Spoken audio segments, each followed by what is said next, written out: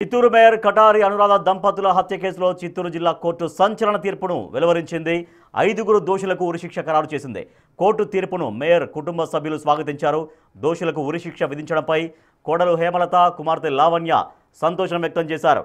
Court తమకు న్యాయం చేసిందని చెప్పుకొచ్చారు. మరింత సమాచారాన్ని మా ప్రతినిధి దామోదర్ అందిస్తారు. భారతదేశ న్యాయ చరిత్రలో ఇప్పటి వరకు 5 మందికి ఉరిశిక్ష వేయడం ఇదే ప్రథమం. కటారి అనురాధ దంపతుల హత్య కేసుకు సంబంధించి ఏదైతే న్యాయస్థానం ఈరోజు 5 మందికి నిందితుల 5గురికి కఠిన మరణశిక్ష విధిస్తూ తీర్పు చెప్పింది. ప్రస్తుతం కటారి కుటుంబానికి చెందిన మాజీ మేయర్ హేమలత గారు మనతో ఉన్నారు. ఆమెతో మాట్లాడదామా. ఈ తీర్పు పట్ల మీరు ఎలా ఉన్నారు? తీర్పు పట్ల అంటే గత 10 సంవత్సరాలుగా మా కుటుంబానికి న్యాయం కోసం పోరాడాము. ప్రతి ఒక్కరికి అదొక రాష్ట్రంలో సంచలనమైన రోజు. ఆ రోజు నవంబర్ 17, 2015 ఎంత ఘోరంగా, అది ఒక పబ్లిక్ ప్లేస్లో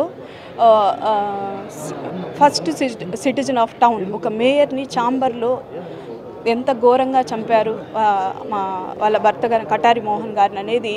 అలాంటిది ఏ విధంగా సంచలనంగా జరిగిందో దానికి తగినట్టే భగవంతుడు ఈరోజు మాకు తీర్పు ఇచ్చి న్యాయం చేశారని కూడా ఫీల్ అవుతుంది.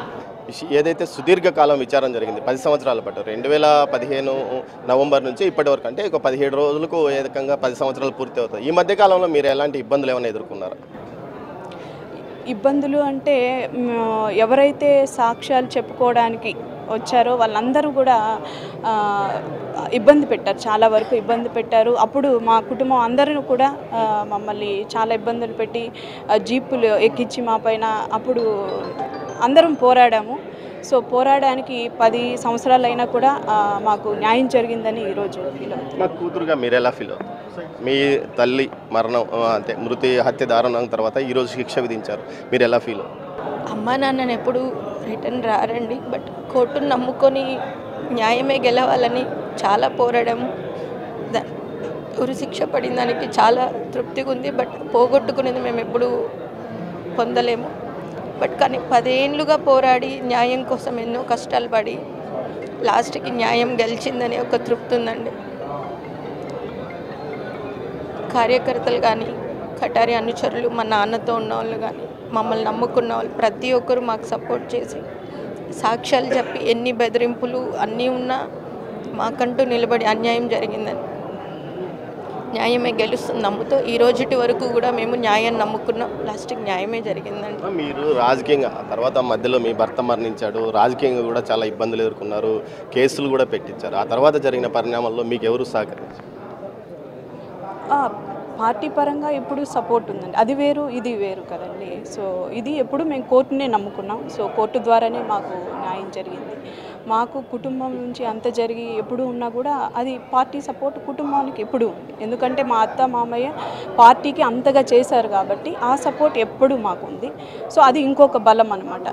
అదే ఇప్పుడు మీరు ఏమైనా మళ్ళీ రక్షణ కోరుతున్నారా? సెక్యూరిటీ తప్పకుండా అండి, ఎందుకంటే వీళ్ళు ఆల్రెడీ తెగాయించిన వాళ్ళు కదా. సో మళ్ళీ ఎలాంటి ఇబ్బంది జరగకుండా తప్పకుండా మేము ఎక్స్పెక్ట్ చేస్తాం. తల్లిదండ్రులను అత్తామామలను